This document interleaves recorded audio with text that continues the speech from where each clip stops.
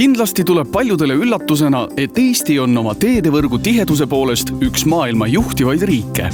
2016. aasta seisuga on meie vabariigis ligi 60 000 kilomeetrit sõidetavaid teid.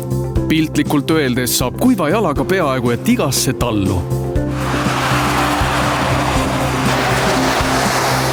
Teede üldine kvaliteet ei ole kõige halvem. Täiuslikkusest on asi siiski kaugel.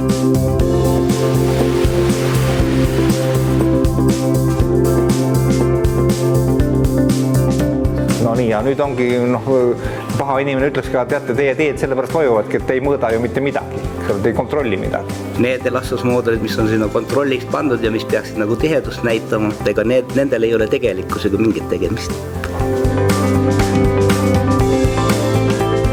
Kapis on 86. aasta üleliidulise teede projekteerimise juhendi valem.